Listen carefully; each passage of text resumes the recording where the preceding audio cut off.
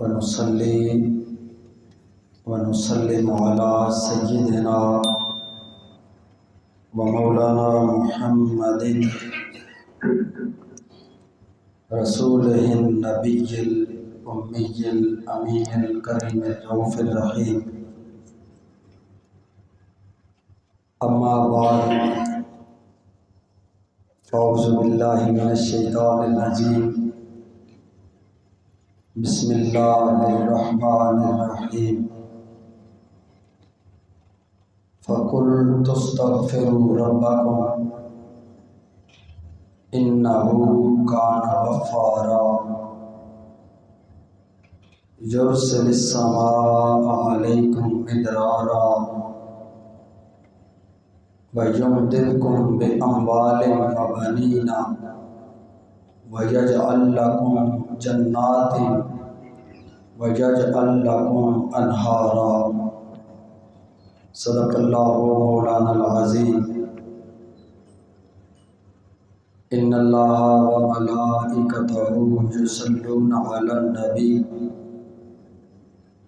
یا ایھا الذین آمنوا صلوا علیہ وسلموا تسلیما. اللہم صلی علی سیدنا ومولانا محمد وعلى آلہ وصحبہ وبارک وسلم. الصلاۃ والسلام علیک سیدی یا رسول اللہ وعلى آلک واصحابک سیدی یا خاتم النبیین. الصلاۃ والسلام علیک سیدی یا رسول اللہ وعلى آلک واصحابک سیدی یا جد الحسن والحسین. انتہائی عزت و احترام کے لائق بزرگوں، دوستوں، نوجوان ساتھیوں، عزیز بچوں، السلام علیکم ورحمۃ اللہ وبرکاتہ. اللہ رب العالمین کا بے پایاں فضل اور احسان اور تاجدار کائنات صلی اللہ علیہ وآلہ وسلم کے نالے پاک کا تصدق کہ ہم سب نماز جمعہ کے لیے اللہ کی بارگاہ میں حاضر ہیں. اللہ کریم ہماری اس حاضری کو اپنی بارگاہ میں شرف قبولیت عطا فرمائے. حق بات کو بیان کرنے اور میرا کریم اللہ سن سنا کر عمل کی توفیق عطا فرمائے.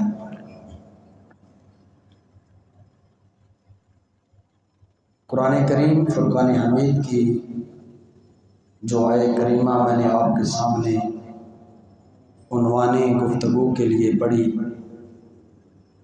اس کا ترجمہ پہلے عرض کر دیتا ہوں. سورہ نوح ہے اور 29واں پارہ ہے، اور 29ویں پارے سورہ نوح کی 3 آیات میں نے آپ کے سامنے تلاوت کی. آیت نمبر 10، آیت نمبر 11 اور آیت نمبر 12. اللہ رب العالمین نے ارشاد فرمایا فَقُلْتُ اسْتَغْفِرُوا رَبَّكُمْ اِنَّهُ كَانَ غَفَّارًا. کچھ لوگ موسیٰ علیہ السلام حضرت نوح علیہ السلام کے پاس آئے اور انہوں نے آ کر عرض کی کہ بارش بند ہو گئی ہے، قحط ہے، گرمی ہے، مویشی چارے کے لیے ترس رہے ہیں، انسان پانی کے لیے ترس رہا ہے، سبزہ ختم ہو چکا ہے، اور ساری کائنات ایک ہی پریشانی میں ہے کہ اللہ رحمت کی بارش عطا فرما دے. بارش ہوگی تو فصل ہوگی، بارش ہوگی تو فصلیں آباد ہوں گی، بارش ہوگی تو فصلوں میں اللہ بیج ڈالے گا۔ تو بارش بند ہو گئی ہے، بارش بند ہونے کی وجہ سے قحط ہے۔ قوم جب موسیٰ علیہ السلام نوح علیہ السلام کے پاس آئی تو قوم نے جب یہ عرض کی تو نوح علیہ السلام نے جو حکم فرمایا اس کا نقشہ اللہ نے قرآن میں بیان فرما دیا۔ ایک پرابلم نہیں تھا بارش کا، اور بھی بہت زیادہ پرابلم تھے، لیکن سامنے جو تھا وہ بارش والا مسئلہ ہی تھا۔ نوح علیہ السلام نے فرمایا فَقُلْتُ اسْتَغْفِرُوا رَبَّكُمْ إِنَّهُ كَانَ غَفَّارًا۔ تو نوح علیہ السلام نے کہا اے لوگو اپنے رب سے معافی مانگو، اپنے رب کی بارگاہ میں استغفار کرو، إِنَّهُ كَانَ غَفَّارًا، وہ بڑا ہی معاف کرنے والا ہے۔ تو پتہ چلا کہ اگر بارش بند ہو جائے تو اس کا حل کیا ہے؟ اللہ کی بارگاہ میں اپنے گناہوں کی معافی مانگیں۔ نوح علیہ السلام نے فرمایا جب تم اللہ کی بارگاہ میں استغفار کرو گے إِنَّهُ كَانَ غَفَّارًا، پھر وہ اللہ تمہارے مغفرت قبول بھی کرے گا، تمہارے گناہوں کی بخشش بھی فرمائے گا، اور وہ بڑا ہی بخشنے والا ہے۔ پھر آگے فرمایا یرسل السماء علیکم مدرارا، جب تم اللہ کی بارگاہ میں توبہ کرو گے، اللہ سے معافیاں مانگو گے تو وہ بڑا غفور ہے، وہ پھر کیا کرے گا؟ وَيُرْسِلِ السَّمَاءَ عَلَيْكُمْ مِدْرَارًا، وہ پھر آسمانوں سے تمہارے اوپر موسلادھار بارش عطا فرمائے گا۔ وہ اتنا غفور ہے، تمہارے گناہوں کی وجہ سے، تمہارے اعمال کی وجہ سے یہ جو بارش کا سلسلہ بند ہو گیا ہے، اللہ کی بارگاہ میں استغفار کرو، استغفار کرو گے تو اپنے رب کو بڑا ہی بخشنے والا پاؤ گے، اور اللہ خوش ہو کر تمہارے استغفار کی وجہ سے، تمہاری معافی کی وجہ سے وَيُرْسِلَ السَّمَاءَ عَلَيْكُمْ مِدْرَارًا، وہ آسمانوں سے چھم چھم بارش برسائے گا۔ اور صرف پھر بارش ہی نہیں ہوگی، فرمایا وَيُمْدِدْكُمْ، پھر اللہ تمہاری مدد بھی فرمائے گا۔ کس کے ذریعے مدد فرمائے گا؟ بِأَمْوَالٍ، تمہیں اللہ مال عطا فرمائے گا، پاکیزہ مال عطا فرمائے گا، وَبَنِينَ، اور پھر اللہ تمہیں بیٹے عطا فرمائے گا۔ اللہ تمہیں مال بھی عطا فرمائے گا، مال کے ذریعے اللہ تمہاری مدد فرمائے گا، وَبَنِينَ، اور بیٹوں کے ذریعے اللہ تمہاری مدد فرمائے گا، وَيَجْعَلْ لَكُمْ جَنَّاتٍ، اور اللہ تمہارے لیے جنت میں باغات تیار کر دے گا۔ تم تو زمینی فصلوں کی بات کرتے ہو کہ بارش ہوگی تو فصل ہوگی، بارش ہوگی تو فصلوں میں بیج لگے گا، تم دنیا کی کھیتی کی بات کرتے ہو۔ میرا کریم رب وہ ہے تمہارے استغفار کرنے کی برکت کی وجہ سے، اللہ سے اپنی گناہوں کی معافیاں مانگنے کی وجہ سے اللہ کیا کرے گا؟ اللہ تمہیں بخش دے گا، اللہ تم سے خوش ہوگا، اور وہ بڑا ہی بخشنے والا ہے، اور آسمانوں سے پاک و پاکیزہ بارش فرمائے گا، اور اللہ تمہاری مال کے ذریعے مدد فرمائے گا، بیٹوں کے ذریعے تمہاری مدد فرمائے گا، اور وَيَجْعَلْ لَكُمْ جَنَّاتٍ وَيَجْعَلْ لَكُمْ أَنْهَارًا، اللہ تمہارے لیے جنت سے باغ بھی اتارے گا، اور جنت سے نہریں اور چشمے جاری فرما دے گا۔ کرنا کیا ہے؟ اللہ کی بارگاہ میں معافی مانگنا ہے، اللہ کی بارگاہ میں استغفار کرنا ہے۔ حضرت عبداللہ ابن عباس رضی اللہ تعالیٰ عنہ فرماتے ہیں تاجدار کائنات صلی اللہ علیہ وآلہ وسلم نے فرمایا جس شخص نے استغفار اپنے لیے ضروری قرار دے دیا تو اللہ تعالیٰ اسے ہر غم اور ہر تکلیف سے نجات عطا فرمائے گا۔ جس شخص نے اللہ کی بارگاہ میں معافی طلب کرنی شروع کر دی، اللہ کی بارگاہ میں استغفار پڑھنا شروع کر دیا، اللہ تعالیٰ اس کو ہر غم سے اور ہر تکلیف سے نجات عطا فرمائے گا۔ اور پھر فرمایا تاجدار کائنات صلی اللہ علیہ وآلہ وسلم نے کہ جس شخص نے اپنی ذات پر استغفار کو لازم کر لیا، اللہ اسے ایسے خزانوں سے رزق عطا فرمائے گا جس کا اسے نہ تصور ہوگا نہ اسے گمان ہوگا۔ یہ بخاری شریف کی حدیث پاک ہے۔ آج میرا جو موضوع ہے وہ بھی اللہ کی بارگاہ میں معافی ہے، اللہ کی بارگاہ میں گڑ گڑانا ہے۔ جو حالات بن چکے ہیں آج اس دور میں، مصیبتیں ہیں، تکلیفیں ہیں، پریشانیاں ہیں، امت مصطفیٰ پریشان ہے۔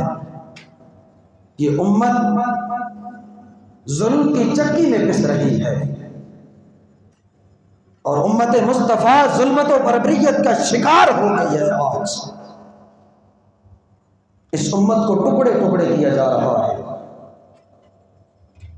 کہیں مسجدوں پر باہر سے بم چل رہے ہیں اور کہیں پر مسجد کے خطیب ممبروں پر بیٹھ کر آگ کے گولے منہ سے برسا رہے ہیں۔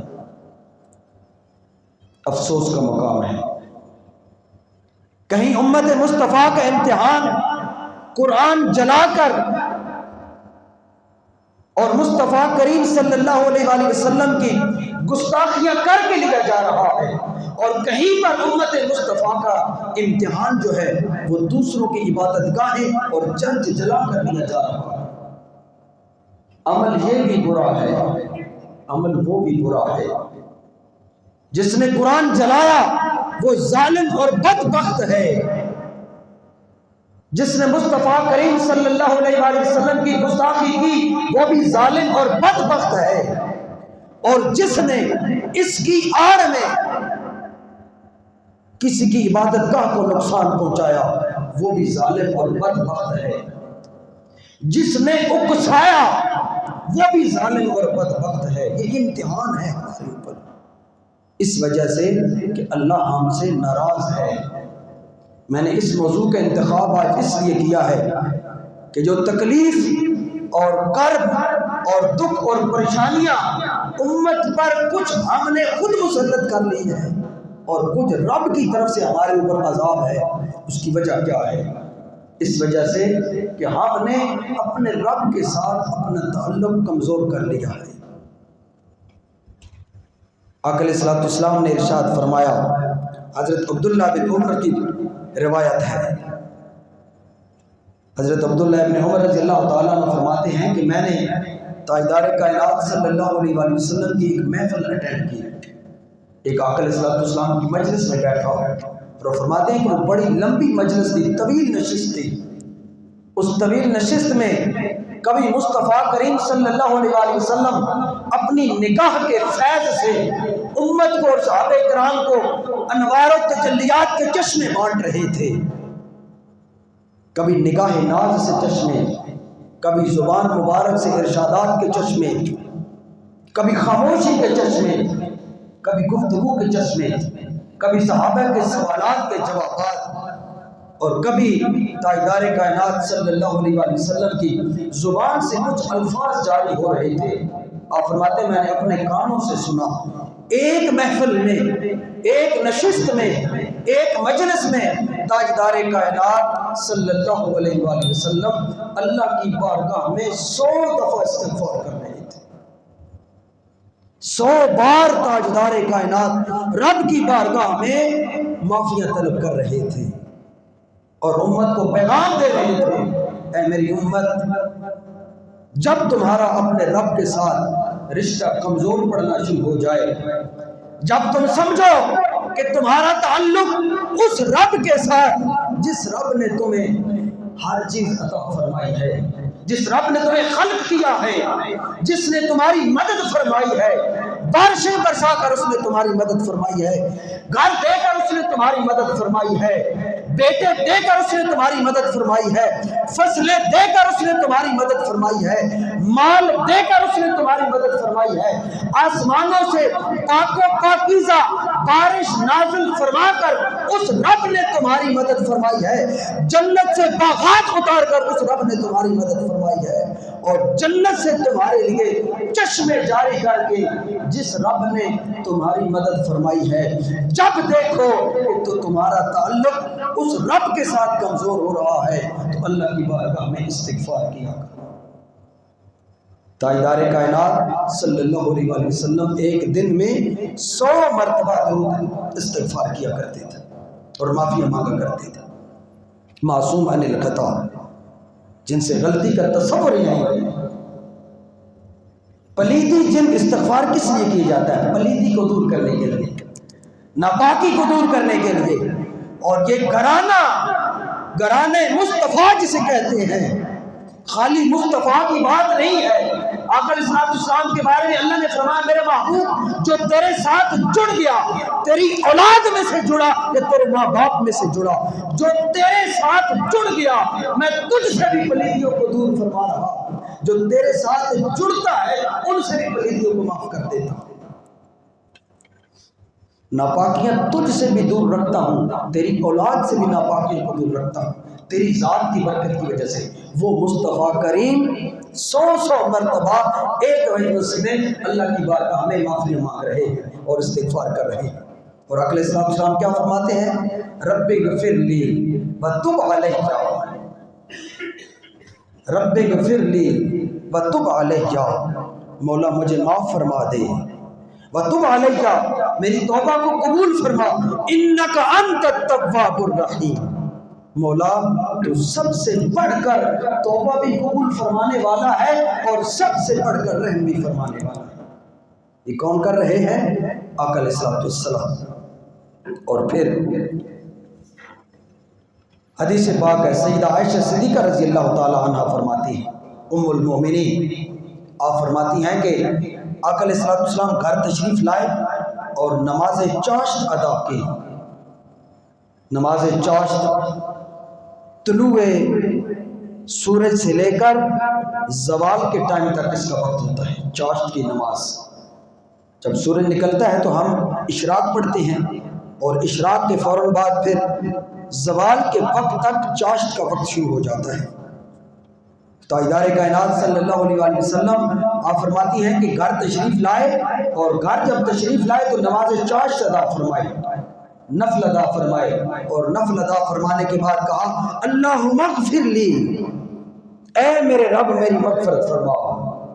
سبحان اللہ، تاجدار کائنات صلی اللہ علیہ وآلہ وسلم عاجزی کا وہ مقام، رب کی بارگاہ میں وہ عاجزی پیش کی مصطفیٰ کریم صلی اللہ علیہ وآلہ وسلم، رب اغفر لی، مولا میری مغفرت فرما، وتب علیہ، اور مولا مجھے معاف فرما اور میری توبہ کو قبول فرما، انک انت التواب الرحیم، تو توبہ قبول فرمانے والا ہے اور بڑا ہی رحم فرمانے والا ہے۔ آقا علیہ السلام ارشاد فرما رہے ہیں، بخاری شریف میں آتا ہے، تاجدار کائنات صلی اللہ علیہ وآلہ وسلم نے صحابہ کرام سے مخاطب ہوئے، مسجد نبوی میں آقا تشریف فرما ہے اور سامنے صحابہ کرام بیٹھے ہیں، اپنے صحابہ سے خطاب فرمایا اور صحابہ کرام کے ذریعے امت کو پیغام دیا، کہا ہے میرے صحابہ توبوا الی اللہ، اللہ کی بارگاہ میں توبہ کیا کرو، اللہ کی بارگاہ میں توبہ کیا کرو، فإنی اتوب الیہ کل یوم 100 مرہ، میں اللہ کی بارگاہ میں ایک دن میں 100 مرتبہ توبہ کرتا ہوں۔ تاجدار کائنات صحابہ کے ذریعے امت کو پیغام دے رہے ہیں، اے میری امت اپنی رب کی بارگاہ میں توبہ کیا کرو، اور میں مصطفیٰ خود ایک دن میں رب کی بارگاہ میں 100 مرتبہ معافی کا طلبگار ہوتا ہوں، 100 مرتبہ اپنے رب کی بارگاہ میں معافی کرتا ہوں۔ اور پھر آقا علیہ السلام نے ایک استغفار فرمایا اپنے صحابہ، آقا علیہ السلام نے فرمایا میرے صحابہ ایک استغفار میں آپ کو بتاتا ہوں جسے سید الاستغفار کہا گیا، جو ساری مغفرتوں کے سردار دعا ہے، یہ استغفار ایک دعا ہے، اور مصطفیٰ کریم صلی اللہ علیہ وآلہ وسلم نے فرمایا یہ استغفار ایک ہتھیار ہے مومن کے لیے، اس کا ذکر آگے آئے گا، ایک ہتھیار ہے۔ آقا علیہ السلام نے فرمایا اس ہتھیار کو پکڑو، اور صحابہ کو فرمایا میرے صحابہ ایک استغفار میں آپ کو ایسا نہ سکھاؤں جو تمام استغفاروں کا سردار ہے۔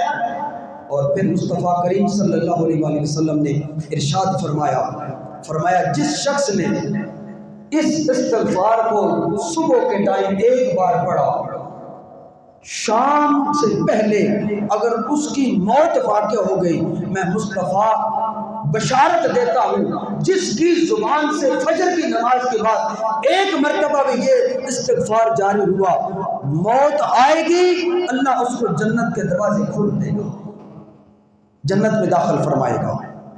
اور تاجدار کائنات صلی اللہ علیہ وسلم نے فرمایا، میرے صحابہ، اگر اس شخص نے شام کے وقت ایک بار اللہ کی بارگاہ میں یہ استغفار جو میں بتانے والا ہوں، اگر شام کی نماز کے بعد ایک مرتبہ اللہ کی بارگاہ میں یہ استغفار کیا، صبح طلوع ہونے سے پہلے پہلے اگر اس کو موت آئی تو اللہ اسے اسی وقت جنت میں داخل فرما دے گا۔ یہ سید الاستغفار ہے۔ صحابہ کرام نے پوچھا، یا رسول اللہ صلی اللہ علیہ وآلہ وسلم وہ کیا الفاظ ہیں؟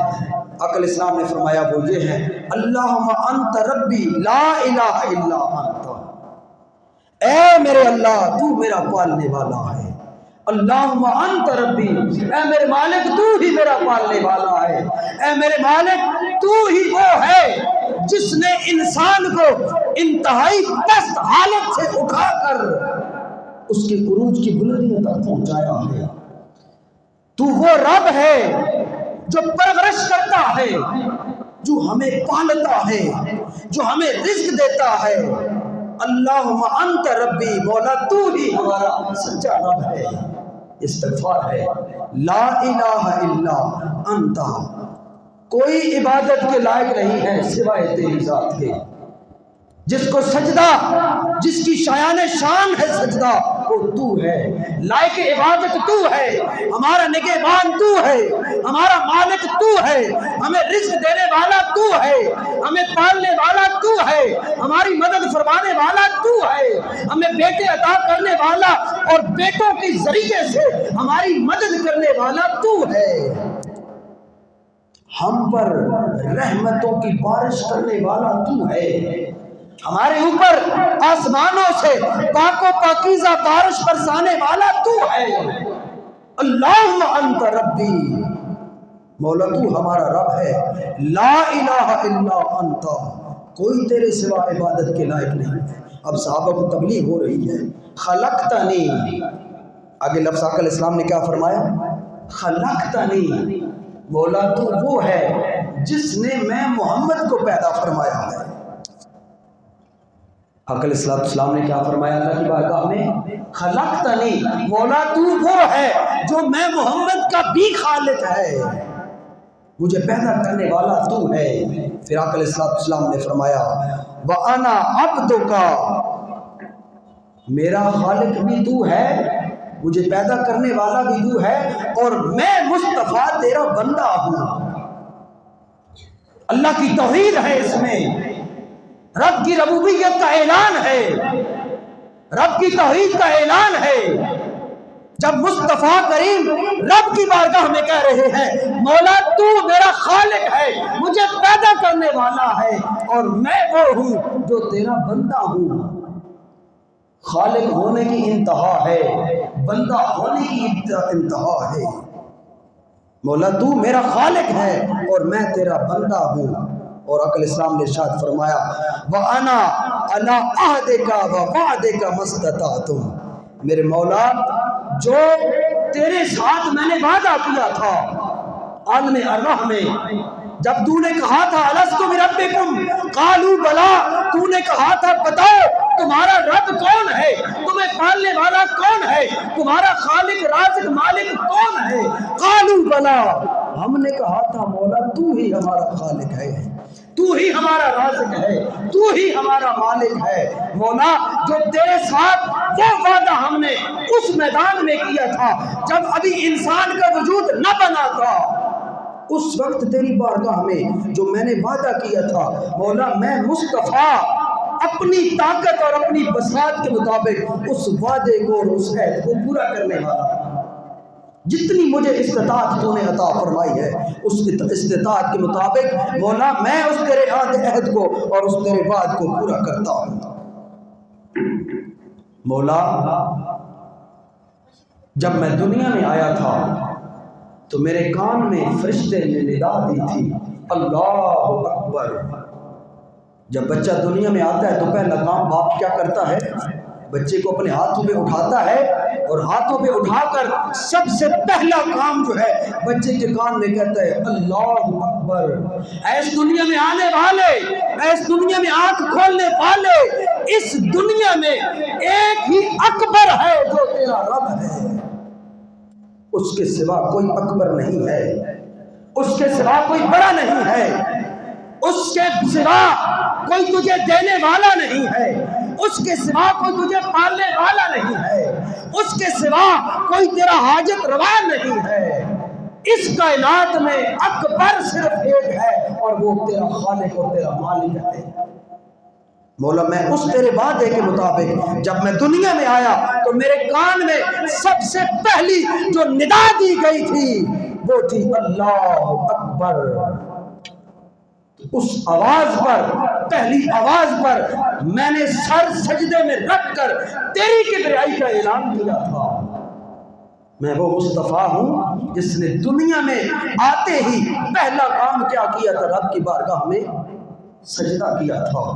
مولا جب تو نے ندا تھی میرے کان میں کہ میرے مصطفیٰ اس کائنات میں اکبر ایک ذات ہے جو تیرے رب کی ذات ہے، تو مولا میں نے لبیک کہا تھا۔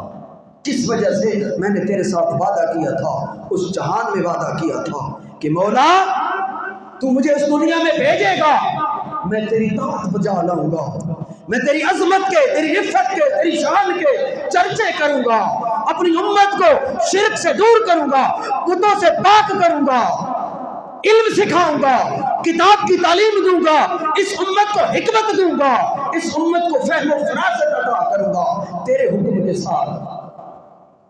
اس وعدے کی تکمیل کر مولا میں تیرا شکر بجا لاتا ہوں۔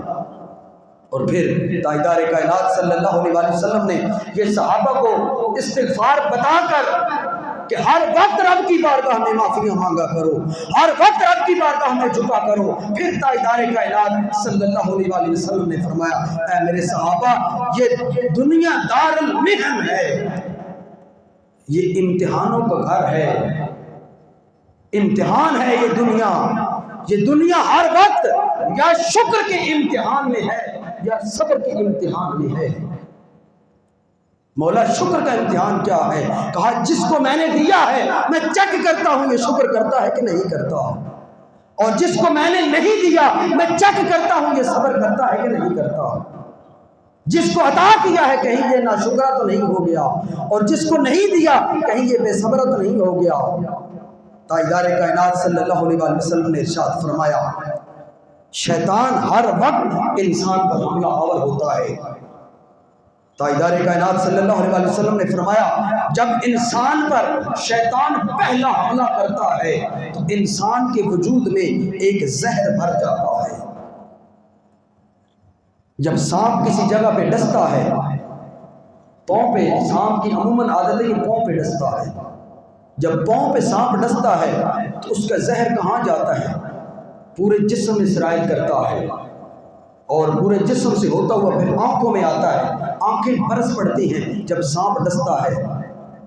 سانپ جب زہر اگلتا ہے انسان کے پاؤں میں جاتا ہے، پاؤں سے پورے وجود میں آ جاتا ہے۔ آقا علیہ السلام نے فرمایا اسی طریقے سے شیطان بھی ہر وقت انسان پر حملہ کرتا ہے، اور حملہ کیسے کرتا ہے؟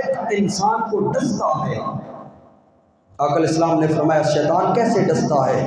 شیطان جب ڈستا ہے تو تیرے جسم میں زہر بن جاتا ہے، اس زہر کو کبھی تو اپنی زبان سے ظاہر کرتا ہے، کبھی تو اپنے کانوں سے ظاہر کرتا ہے، کبھی ہاتھ سے ظاہر کرتا ہے، کبھی پاؤں سے ظاہر کرتا ہے، کبھی وجود سے، کبھی کبر سے، تکبر سے ظاہر کرتا ہے، کبھی مندہ بول بول کے ظاہر کرتا ہے، کبھی آنکھوں میں بے حیائی کر کے وہ زہر تیری آنکھوں سے باہر آتا ہے، کبھی رزق حرام کما کے اس زہر کو اگلتا ہے، کبھی کسی کا مال ہڑپ کر کے اس زہر کو باہر نکالتا ہے۔ مصطفیٰ کریم نے فرمایا میرے بندے یاد رکھ جب شیطان تجھ پر حملہ کرے تو اس کا اللہ نے پہلے تریاق پیدا فرمایا ہے۔ یا رسول اللہ صلی اللہ علیہ وآلہ وسلم شیطان کے حملے اور شیطان کے زہر کا تریاق کیا ہے؟ آقا علیہ السلام نے فرمایا شیطان کے حملے کا تریاق یہ ہے کہ تو دن میں 100 بار استغفر اللہ کہا کر۔ کتنی بار؟ استغفر اللہ 100 بار کہا کریں۔ حدیث پاک ہے اور سنت ہے تاجدار کائنات صلی اللہ علیہ وسلم کی آقا اسلام جب بھی نماز سے سلام پھیرتے، جب بھی نماز سے سلام پھیرتے آقا علیہ السلام 3 مرتبہ استغفار کہا کرتے تھے۔ کتنی مرتبہ؟ 3 مرتبہ، استغفر اللہ استغفر اللہ استغفر اللہ۔ سیدہ عائشہ صدیقہ رضی اللہ تعالیٰ عنہ نے پوچھا یا رسول اللہ آپ استغفار کیوں کرتے ہیں؟ تو آقا علیہ السلام نے ارشاد فرمایا عائشہ میں اس لیے استغفار کرتا ہوں، میں امت کو پیغام دیتا ہوں اے امت مصطفیٰ جب رب کی عبادت کر لو، عبادت کرنے کے فوراً بعد شیطان تمہارے دل میں یہ بات ڈالتا ہے میں نے تو بندگی کا حق ادا کر دیا۔ یہ شیطان کا پہلا حملہ ہوتا ہے نماز کے بعد۔ میں فرض نماز کے بعد اللہ کی بارگاہ میں استغفار کرتا ہوں، اس استغفار کی برکت کی وجہ سے اللہ جو نماز میں کمیاں کوتاہیاں اور کجیاں ہوتی ہیں اللہ اس استغفار کی برکت سے معاف فرما دیتا ہے، اور کمیاں کوتاہیاں اللہ تعالیٰ دور فرما دیتا ہے۔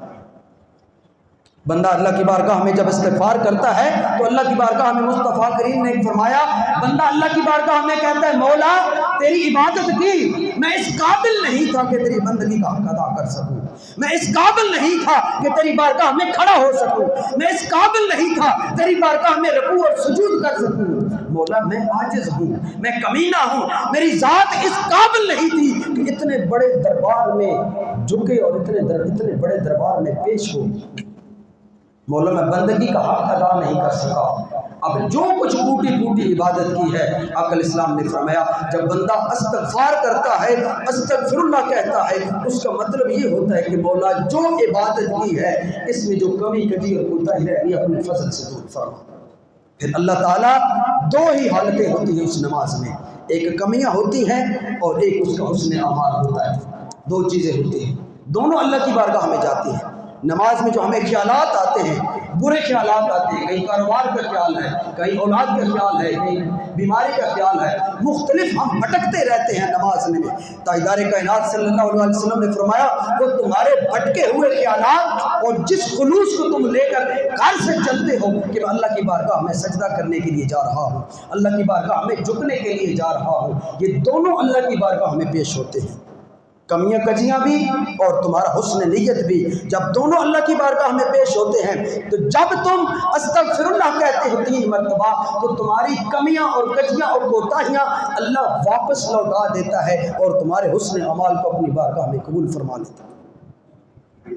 مولانا روم رحمۃ اللہ تعالیٰ نے ایک آیت لکھی ہے، آخری بات مولانا روم فرماتے ہیں کہ ایک دیہاتی تھا، وہ بادشاہ کے دربار میں جا رہا تھا تو اس نے سوچا کہ بادشاہ کے دربار میں تحفہ پیش کروں، کیا لے کے جاؤں؟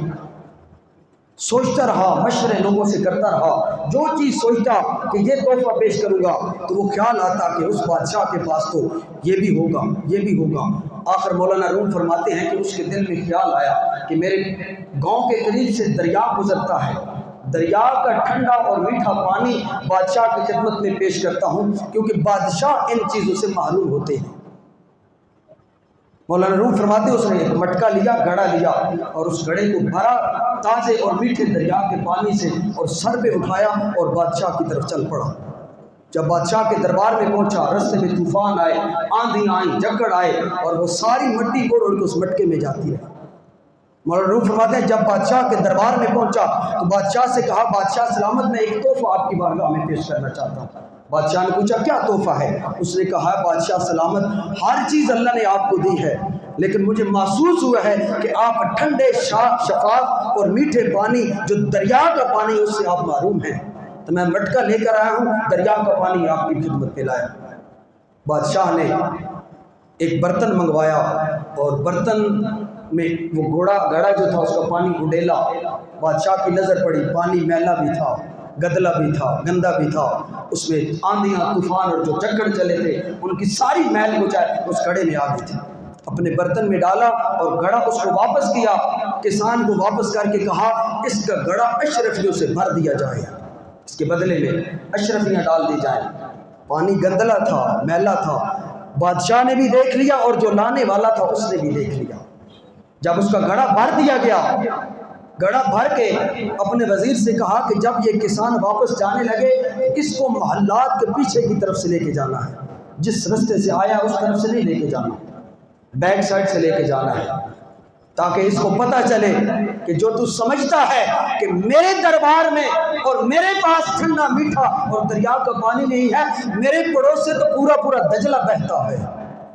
جب اس کسان نے اشرفیوں کا گھڑا سر پر رکھا اور محل کے پیچھے سے جانے لگا، جب اس کسان کی دیہاتی کی نظر اس دجلہ دریا پر پڑی تو شرمندہ بھی ہوا، نادم بھی ہوا، اور کہنے لگا بادشاہ کے دربار میں نے میلا کچیلا اور گندا پانی پیش کیا، چاہیے تو یہ تھا کہ وہ بادشاہ مجھے دھتکارتا اپنے دربار سے اور مجھے دھکے دے کے نکال دیتا کہ تو دریا کا پانی بھی لایا ہے، گندا بھی لایا ہے، میلا بھی لایا ہے، چاہیے تو یہ تھا۔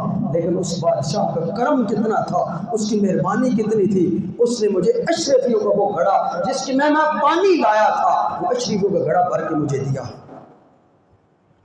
تو مولانا روم فرماتے ہیں اے انسان، تو بھی جب رب کی بارگاہ میں جاتا ہے تو تیرے برتن کے اندر بھی میلا پانی ہوتا ہے، گدلا پانی ہوتا ہے، تیرے من کے برتن کے اندر کہیں جھوٹ کا پانی ہوتا ہے، کہیں کذب کا پانی ہوتا ہے، کہیں بغض کا پانی ہے، کہیں عناد کا پانی ہے، کہیں جاہ و منصب کا پانی ہے، کہیں نفس کی برائیوں کا پانی ہے، کہیں تیرے اندر نافرمانیوں کا پانی ہے۔ جب تو اپنا پانی رب کی بارگاہ میں لے جاتا ہے اور پھر تو رب کی بارگاہ میں عاجزی پیش کرتا ہے، انکساری پیش کرتا ہے، رب کی بارگاہ میں معافیت طلب کرتا ہے، استغفر اللہ، مصطفیٰ کریم نے فرمایا 3 بار نماز کے بعد جب تو استغفر اللہ کہتا ہے، اللہ تیرے اس من کے برتن کے اندر جتنی کمیاں ہوتی ہیں، جتنی میل کچیل ہوتی ہے، تیری نماز کے اندر جتنی تیری کوتاہیاں ہوتی ہیں، تیری کمیاں ہوتی ہیں، اللہ اپنے فضل سے انہیں دور فرما کر تیری نیک نیتوں کو اپنی بارگاہ میں قبول فرما لیتا ہے۔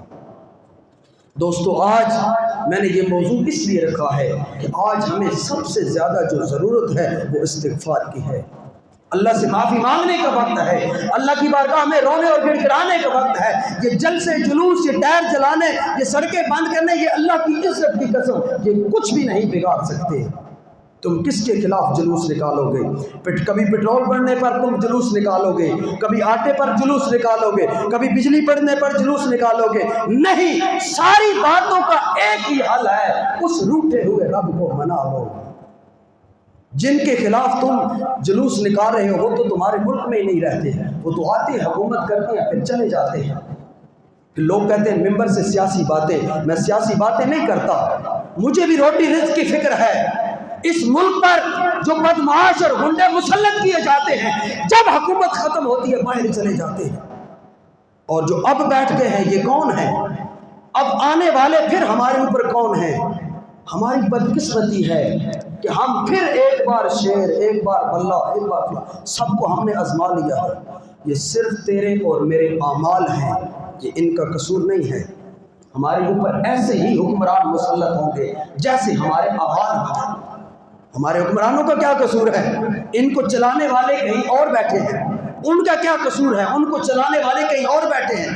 حکومت تو باہر کے لوگ کر رہے ہیں جو ہمیں ڈالر دیتے ہیں، جو ہماری معیشت جن کے کنٹرول میں ہے۔ نہ تیرے کچھ کنٹرول میں ہے، نہ تیرے حکمران کے کچھ کنٹرول میں ہے، نہ جو ان پر حکومت کر رہے ہیں نہ ان کے کنٹرول میں ہے۔ ہمارے کنٹرول میں کچھ بھی نہیں ہے۔ یہ بدبخت جو ہم پر مسلط ہوتے ہیں، یہ چور، ظالم، ڈاکو جو ہم پر مسلط ہوتے ہیں، یہ ہماری ہی وجہ سے ہوتی ہیں۔ کس وجہ سے؟ کہ ہم نے اس کو ناراض کر لیا ہے۔ آج افسوس کا مقام ہے، جہاں سے ہدایت ملنی تھی، یہ ممبر ہدایت کے لیے بنے تھے، خدا کی قسم ممبروں سے آج آگ برس رہی ہے۔ اساتذہ تعلیم دینے کے لیے آئے تھے، اساتذہ کاروبار بنا لیا ہے۔ ڈاکٹر تعلیم نہیں، ڈاکٹر علاج کرنے کے لیے آئے تھے، ڈاکٹری علاج نہیں، کاروبار بن چکی ہے۔ پوری دنیا میں امت مصطفیٰ ذلیل ہو رہی ہے، پوری دنیا میں امت مصطفیٰ نہ عوام کی عزت ملک کے اندر، نہ ملک کی عزت دوسرے ملکوں میں، ہم کہاں جائیں؟ ابھی یہ کچھ بھی نہیں ہے، یہ پیٹرول افراتفری پھیلائی جا رہی ہے، کبھی مصطفیٰ کریم کی گستاخی کر کے، کبھی قرآن کو جلا کے، کبھی پیٹرول مہنگا کر کے، یہ سارے بم تیرے اوپر جلائے جا رہے ہیں۔ کس وجہ سے؟ تیرے ملک میں افراتفری پھیلائی جا رہی ہے۔ دشمن چاہتا ہے، گاندھی نے کہا تھا یہ ایک جھونپڑی بنی ہے، تنکوں کی جھونپڑی ہے، تھوڑی سی ہوا چلے گی اور یہ اڑ جائے گی۔ جو آئین ہمیں تحفظ دیتا ہے، آرٹیکل آج تک کسی نے پڑھ کر ہمیں سنا ہی نہیں ہے۔ ووٹ دینے کا مقصد یہ ہوتا ہے تم ہمیں ووٹ دو ہم تمہیں روٹی دیں گے، تم ووٹ دو ہم تمہیں کپڑا دیں گے، تم ووٹ دو ہم تمہارا علاج کریں گے، تم ووٹ دو ہم تمہیں گھر دیں گے، ہم تمہیں مکان دیں گے۔ یہ معاہدہ تھا ہمارا۔ نہ تیرے ووٹ کی کوئی قدر ہے، نہ تیرے ووٹ سے کوئی بندہ وزیر اعظم بنتا ہے۔ یہ بدبختی ہے۔ اللہ ہمیں اپنے رب کو راضی کرنے کی توفیق عطا فرمائے۔ صرف ہم اپنے رب کو راضی کر لیں۔ آج ہمارا رابطہ، ہمارا مرکز گنبد خضرا ہے، جس کے ساتھ ہمارا رابطہ آج کمزور ہو چکا ہے۔